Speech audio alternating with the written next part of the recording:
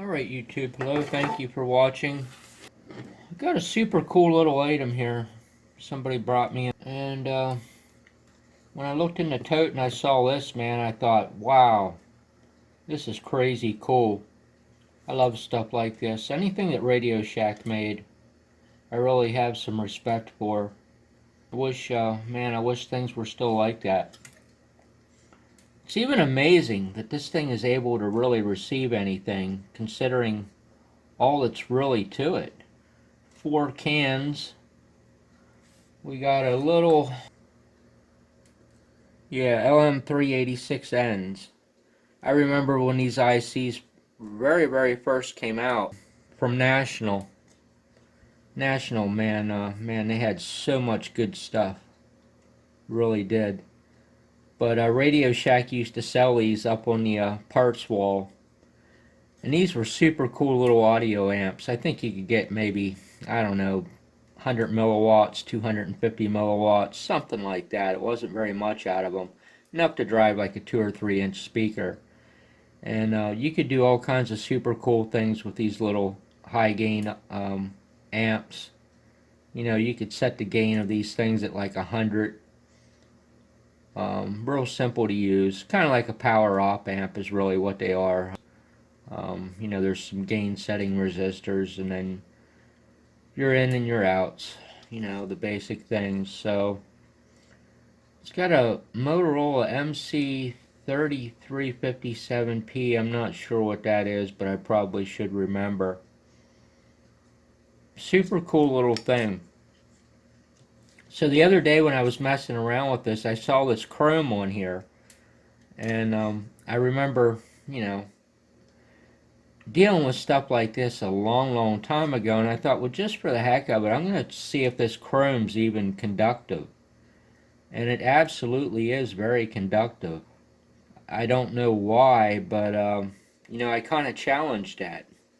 It's something about the idea that coated plastic can be really that conductive. I don't know why. That's kind of a mental hurdle with me, or was, but yeah, it is. So I sprayed the switch out in it. This was all corroded off. The cap and stuff was corroded. This coil I ended up stringing out like 6 miles long, flipping this thing back and forth, messing with it. So I wound a new coil for it. Shot the switch out, cleaned it out, took the wires off of it, cleaned the terminals up, put new wires on. Shot the volume control out, shot the voltage adjust out. I'm not sure how. I'd like to see a schematic on this. Somehow this tunes with a DC voltage. It's not very much. It's only, you know, basically nothing up to somewhere around 2 or 3 volts to tune this. I can't really seem to locate what the heck I did with the screws to this, so I got my screw box out here. And first of all, I don't have any 9-volt battery snaps. So I took the liberty of making the power wires extra long. Now the question is, where does this terminal set? I don't know. I don't want my wires coming out there. And bring them out through one of these holes. Yeah, that's kind of the way that makes sense, because that is kind of where the battery is kind of where the battery's at. Sometimes I'm a little slow on things.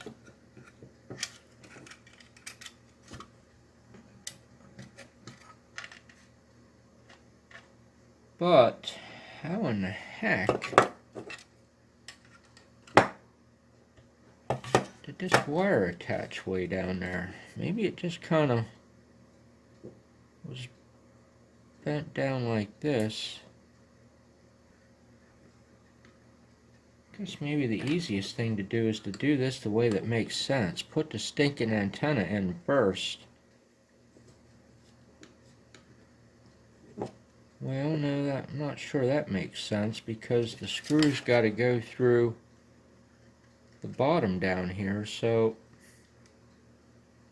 Man, I don't know. I'm getting licked by something that should be super common sense here. How do I get... I feel super dumb today. So let's try this method. Let's put this on that.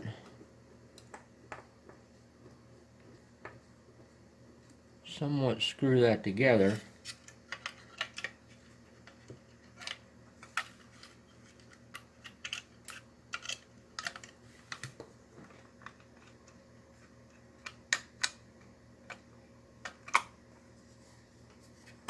And then see if I can take the end of the antenna, shove it through the hole like so, and then push it over into the...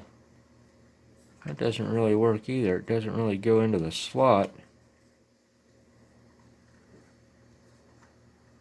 And that's definitely the way it goes.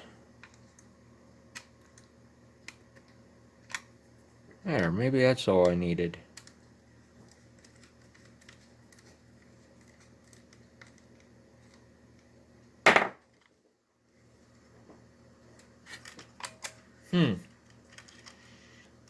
Don't know. Sometimes the simplest things can be the most, I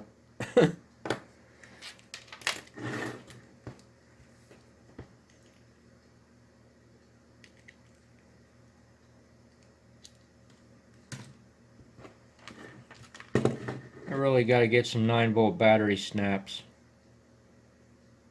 Wish I could find ones that were like 75 years old or something like that.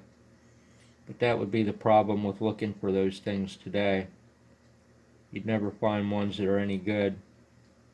Alright, Houston, we have power. Up with the periscope. Uh-oh. Uh-oh.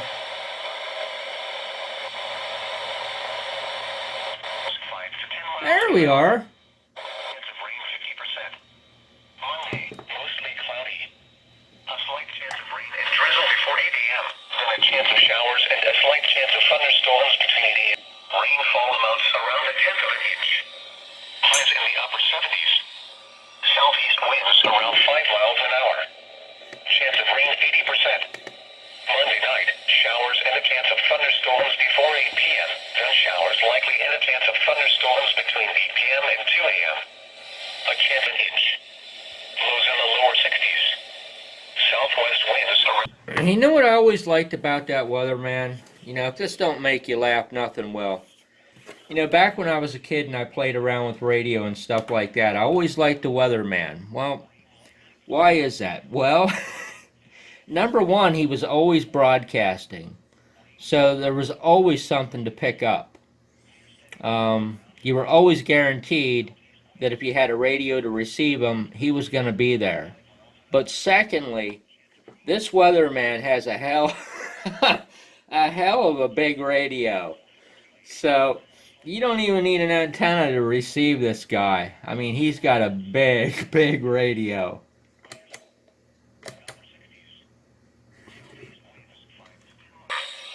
Rainfall amounts between 1/10 and 1/4 of an inch. Yeah, I think that weatherman, man, he's a hard guy to beat. I think he's running like at least 500 kilowatts of effective radiated power from, I don't know, somewhere up around State College, if that's still where they're at. I'm sure they are. Yeah, so this is a cool little thing here. Wonder when they made these. I'm kind of guessing these might have been 1990, but man, I don't know. Probably somewhere around that time period. 10 miles an hour with gusts. That's awesome. Got that guy running pretty good there. So hey, I appreciate you watching my video very much. Have a nice day.